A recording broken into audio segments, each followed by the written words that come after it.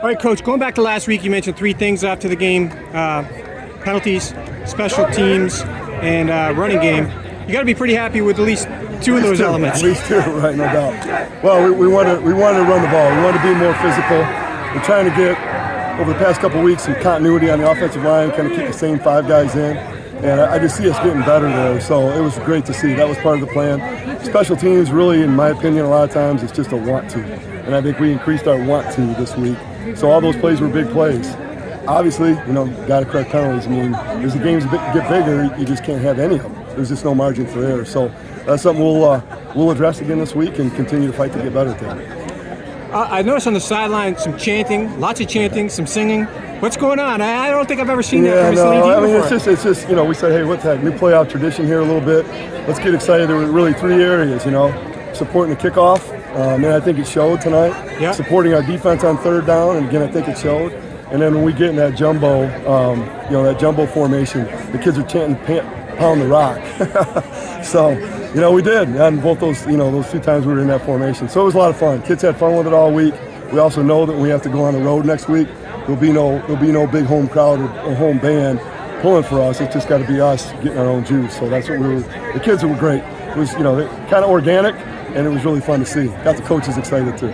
What did the decision for the fake punt there after going 3-0? Yeah, Rush made me right because it was one-on-one. The issue is we saw something in there. We had worked on it all week. I mean, we saw something in their punt coverage, and we knew that God willing, that it was going to be there, and we didn't block one guy, and Rush made a miss, so made us right. But I think that changed momentum early when they had all the momentum on the road, 80-yard drive.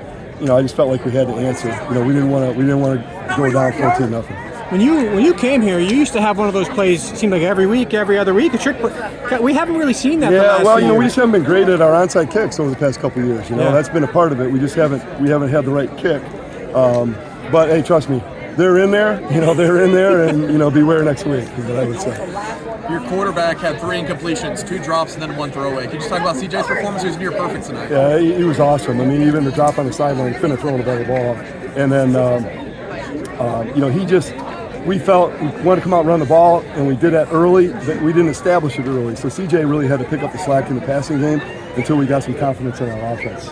Curious from last year to this year, improvements for him. Is it more of a mental thing, like leadership out there? It's all that. It's really knowing what we're doing now in year 4, having a lot of say in what we do. His ability to direct the other players is another big part of it. He's just such a team guy.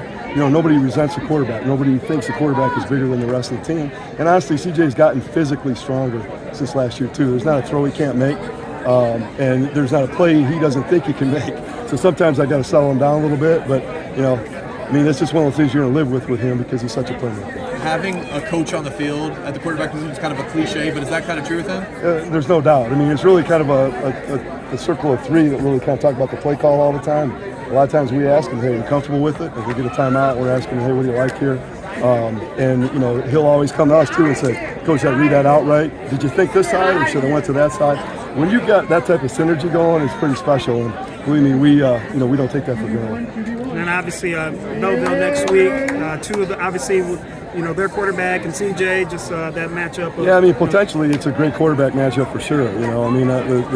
The trick for us will be, can we slow him down?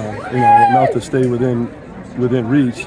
And we're a little banged up on defense. I mean, I think that shows at times. So the offense, in my opinion, is going to have to play that much better, to keep that thing in check and hopefully try to get it in the 4th quarter.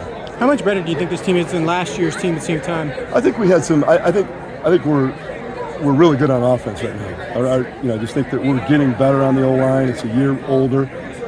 Losing, Garrett Baldwin and Roman were big losses because our receiving core was more veteran. That group was better probably last year as a whole.